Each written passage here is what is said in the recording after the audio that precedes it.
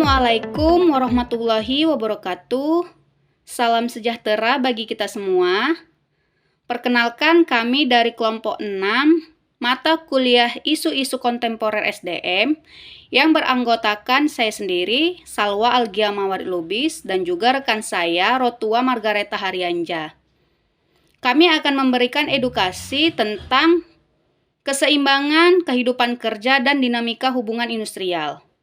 Sebelum itu, kami mengucapkan terima kasih banyak kepada dosen pengampu mata kuliah Isu-Isu Kontemporer SDM, yaitu Ibu Profesor Dr. Elizabeth Siahaan, SEMEC, yang telah banyak memberikan masukan dan saran yang membangun dan sangat bermanfaat pada materi ini. Nah, apa sih sebenarnya keseimbangan kehidupan kerja itu? Di sini saya mengambil definisi ataupun menyimpulkan definisi di mana keseimbangan kehidupan kerja adalah kemampuan seseorang untuk menyeimbangkan antara tuntutan pekerjaan dengan kebutuhan pribadi dan keluarganya, sehingga tidak terjadi konflik antara kehidupan keluarga dengan karir pekerjaan yang dijalani. Nah, sebenarnya keseimbangan kehidupan kerja ini ada dinamakan itu seorang CEO daripada perusahaan besar yaitu Coca-Cola memberikan pidatonya mengenai keseimbangan kehidupan kerja, yaitu mengenai 5 bola kehidupan. Nah, 5 bola kehidupan ini apa saja sih? Nah, 5 bola kehidupan ini di dalamnya terdapat ada yang namanya pekerjaan, keluarga, persahabatan ataupun relasi, kesehatan, dan juga yang namanya semangat ataupun yang sering kita sebut dengan integritas.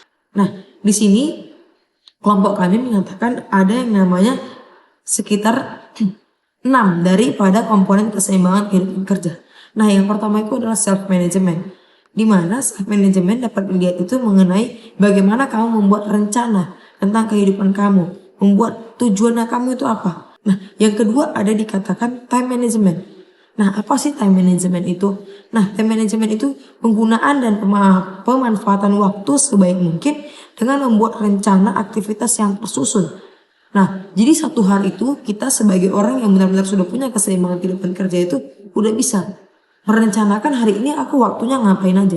Kemudian ada yang namanya stress management, di mana bagaimana kita melakukan suatu tindakan dengan melibatkan aktivitas berpikir, emosi, rencana atau jadwal perencanaan dan cara penyelesaian masalah. Nah, di sini stress management biasanya yang mengganggu kita dalam keseimbangan kehidupan kerja. Nah, selanjutnya ada yang namanya itu komponen change management, di mana change management yaitu pendekatan untuk mengubah individu, tim, dan organisasi kepada kondisi di masa depan yang diinginkan. Ada dikatakan teknologi manajemen, pengarahan, pengendalian, dan koordinasi, pengembangan, dan implementasi kemampuan teknologi dalam rangka membentuk dan mencapai tujuan strategis dan operasional suatu perusahaan. Pentingnya manajemen ataupun teknologi manajemen dalam suatu keseimbangan kehidupan kerja. Misalnya sekarang kita bisa lihat, sekarang dimanapun kita bisa bekerja. Coba kita lihat balik ke tempat dulu. Dulu mungkin kita bekerja itu harus di kantor, monoton itu harus datang ke kantor. Tapi sekarang sudah ada yang namanya bekerja dari rumah, work from home. Kalau tadi tidak ada teknologi, tidak mungkin bisa yang namanya work from home. Tetap semuanya akan bekerja datang ke kantor. Yang selanjutnya ada yang namanya leisure management, di mana mempelajari mengenai cara mengembangkan suatu tempat seperti tempat singgah, wisata, kuliner, dan lain-lain. Contoh ini adalah kopi Starbucks, di mana kopi Starbucks ini kita semua tahu itu merupakan perusahaan kopi yang telah membuat tren di industri kuliner dengan membuktikan bahwa mereka menawarkan pekerjaan yang membuat keselarasan positif antara pekerjaan dan kehidupan pribadi adalah hal yang mungkin, meskipun sektor tersebut digolongkan sebagai salah satu industri terendah untuk mencapai keseimbangan tersebut. Nah, di sini seorang pekerja toko paruh itu berkata bahwa manajemen Starbucks sangat fleksibel dengan penjadwalan waktu istirahat dan jam yang diinginkan, sementara papan tukar shift untuk jadwal mingguan memudahkan staf untuk mengambil 1 hari jika sesuatu muncul ataupun membutuhkan cuti di menit terakhir. Nah, selain itu Starbucks juga mengatakan bahwa perusahaan berdedikasi untuk meningkatkan kesejahteraan karyawan dan keluarga mereka dengan mencakup serangkaian pilihan liburan.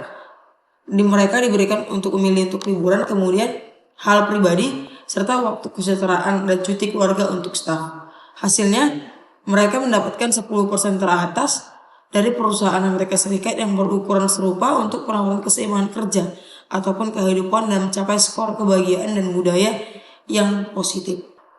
Nah, kemudian ada yang kedua itu contoh ketidakseimbangan kehidupan kerja di perusahaan.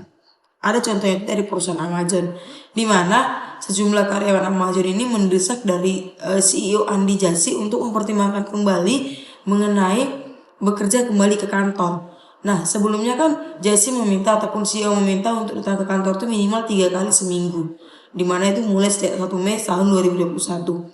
Namun Jassy beralasan kebijakan ini memudahkan karyawan bekerja sama dan menciptakan kebersamaan.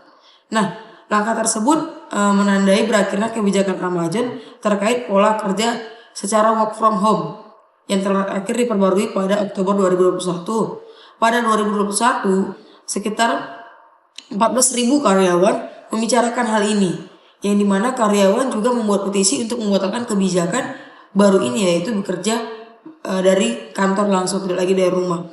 Kemudian ada nih dari efek ketidakseimbangan. Apa sih yang terjadi efek ketidakseimbangan itu? Nah, yang pertama itu dikatakan jika kita bekerja lebih dari 55 jam seminggu, kita nggak seimbang, akan mempertaruhkan setidaknya 5 aset yang sangat berharga ataupun yang sangat penting. Yang pertama, kesehatan.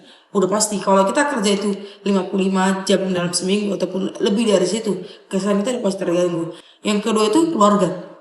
Nah, khususnya buat pekerja yang memiliki keluarga, jika mereka bekerja lebih dari 55 jam sehari, mereka akan menyebabkan kehilangan waktu bersama keluarganya. Kemudian yang ketiga itu pertemanan. Yes, kalau kita bekerja lebih dari 55 jam, udah pasti kita nggak punya waktu buat teman. Semua itu fokus ke pekerjaan.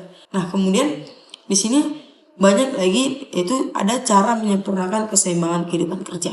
Nah, yang pertama caranya ada membuat jadwal. Membuat jadwal seperti ini, time management. Yang kedua, menggunakan waktu sebaik-baiknya. Balik lagi, time management di dalam keseimbangan kehidupan kita itu sangat dibutuhkan. Yang dimana dengan menggunakan time management yang baik, terjadi pula keseimbangan kehidupan kerja yang baik. Yang ketiga, sediakan waktu beribadah.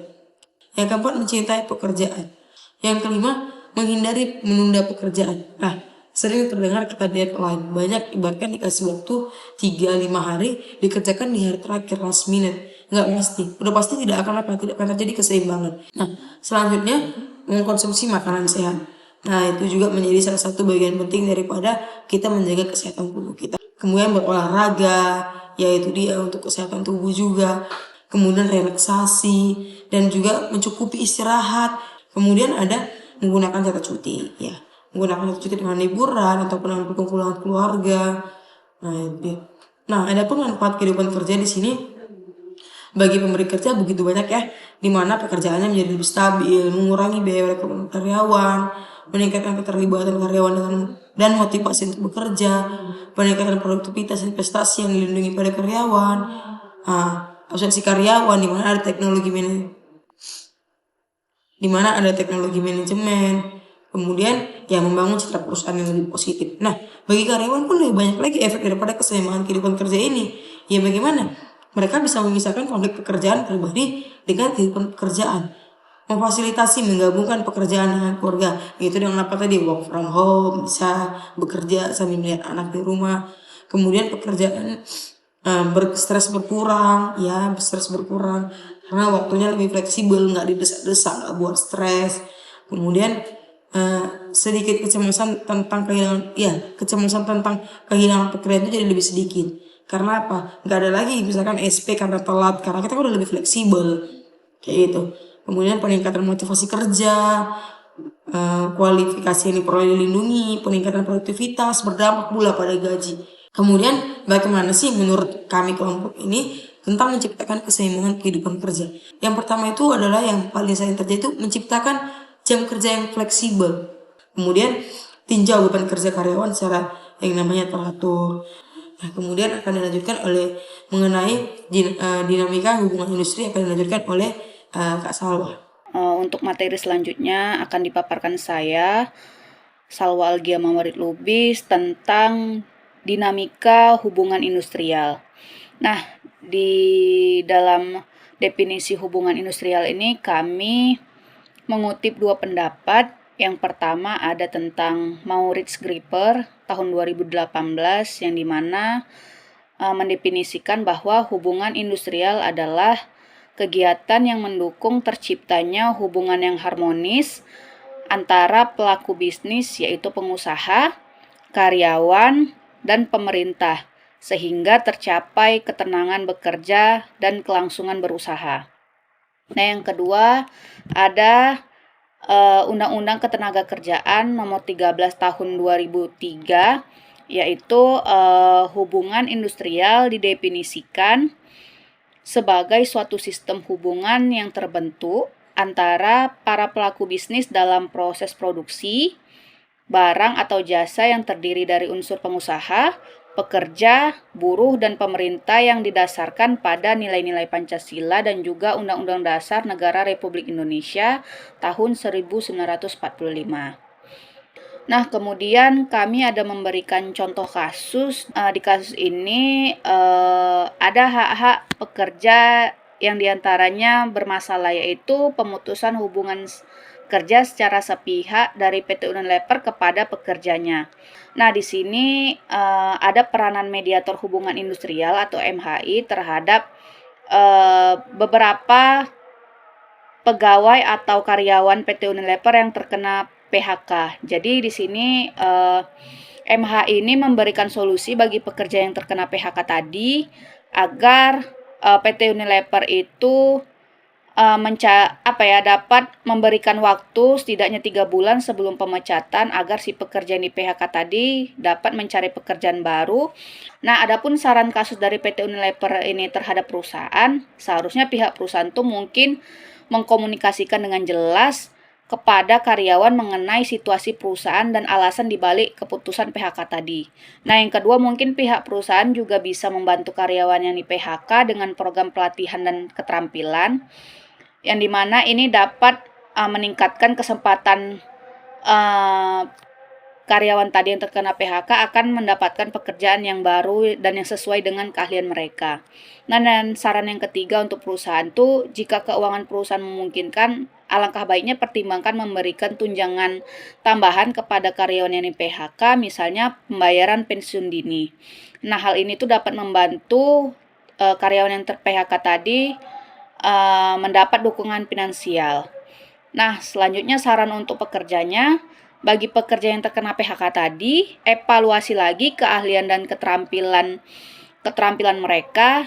Jika perlu, ambil langkah-langkah untuk meningkatkan keterampilan atau memperoleh pelatihan tambahan yang relevan dengan kondisi kerja saat ini. Untuk saran yang kedua, manfaatkan jaringan atau koneksi saat bekerja dulu, misalnya dengan menghubungi mantan kolega, teman atau anggota keluarga untuk mencari informasi dan kesempatan kerja yang baru. Dan yang ketiga, untuk pekerja yang terkena PHK, fokuskan upaya pencarian kerja yang baru dengan mencari tahu yang dibutuhkan oleh perusahaan-perusahaan dalam industri saat ini, dan perbarui lagi CV untuk menambah keahlian dan prestasi di dalamnya.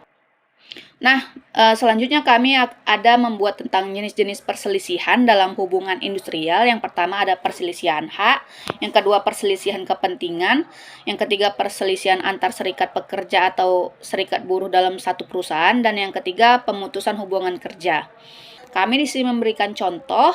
Nah, Hadi ini merupakan seorang karyawan PT Indofood Pekanbaru.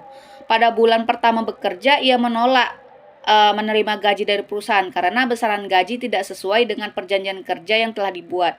Dan ini terjadi karena Hadi dan pihak perusahaan itu memiliki sudut pandang yang berbeda atas besaran gaji. Rupanya gaji yang diterima Hadi itu tidak sama dengan perjanjian kontrak kerjanya di awal. Nah, dan saran yang kami berikan untuk kasus ini, Hadi sebagai karyawan itu yang tidak sesuai dengan yang haknya tadi merasa tidak sesuai itu boleh menggunakan proses negosiasi antara kedua belah pihak dengan tujuan mencapai kesepakatan yang saling menguntungkan. Nah, yang kedua ada perselisihan mengenai kepentingan. Kami di sini memberikan contoh, perusahaan PT ABC mengubah isi dari perubahan jam kerja menjadi 2 jam lebih lamanya. Tetapi penambahan jam kerja tersebut tidak dihitung lembur dan upah yang didapat oleh Budi sebagai karyawan tidak bertambah. Artinya pihak perusahaan mengubah aturan kerja tanpa adanya kesepakatan dari karyawan yang bersangkutan.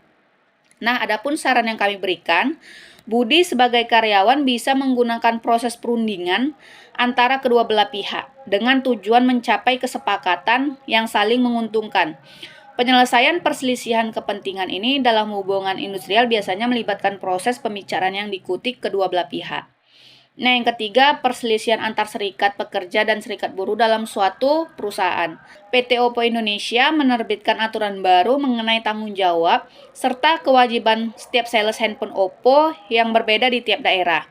Atas terbitnya aturan itu ada karyawan yang diuntungkan namun banyak juga karyawan yang dirugikan.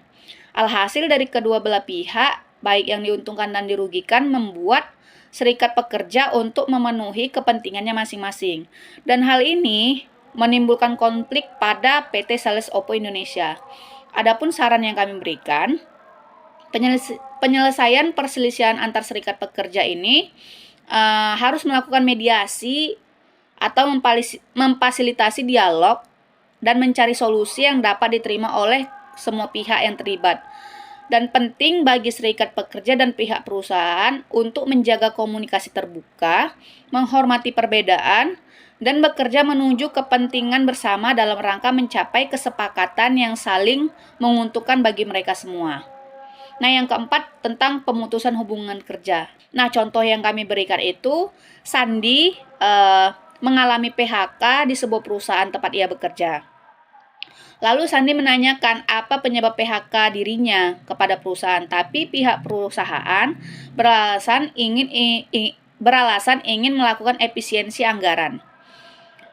Namun Sandi menolak alasan tersebut karena ia mengetahui bahwa perusahaan sedang mengalami peningkatan laba.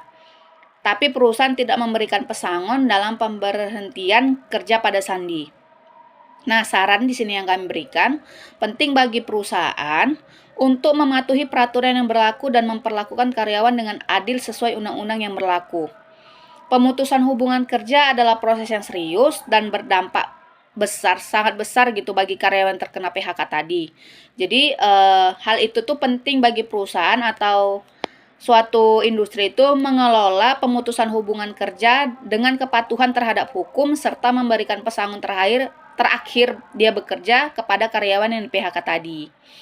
Nah, kemudian untuk menyelesaikan perselisihan yang tadi sudah saya jelaskan, kami di sini membuat beberapa cara untuk dapat digunakan menyelesaikan perselisihan dalam hubungan industrial. Nah, yang pertama ada perundingan, yang kedua ada mediasi, yang ketiga ada arbitrase, yang keempat ada pengadilan hubungan industrial atau PHI. Nah, selanjutnya kami membahas tentang penyebab hubungan industrial yang buruk. Di sini kami ada 5 penyebabnya. Yang pertama penyebab ekonomi, yang kedua penyebab organisasi, yang ketiga penyebab sosial, yang keempat penyebab psikologis, dan yang kelima penyebab politik. Kemudian kami di sini ada membahas tentang sarana-sarana dalam hubungan industrial, yang dimana kami mengambil 4 tentang sarana dalam hubungan industrial. Sebenarnya sarana dalam hubungan industrial ini sangat banyak, teman-teman. Tapi kami mengambil tentang sarana ini cuma 4. Nah, yang pertama itu sarananya yaitu serikat pekerja. Yang kedua ada komite kerja, yang ketiga ada audit sosial, dan yang keempat ada biparti. Nah, adapun manfaat penting untuk menjaga hubungan industrial itu, yang pertama itu ada produksi perusahaan tanpa gangguan. Yang kedua pengurangan perselisihan. Nah, yang ketiga semangat yang tinggi. Terakhir membatasi pemborosan. Pentingnya menjaga hubungan industrial itu atas dasar kerjasama dan kemauan satu sama lain di suatu industri itu. Baik, teman-teman, itu tadi presentasi kami tentang keseimbangan kehidupan kerja dan juga dinamika hubungan industrial.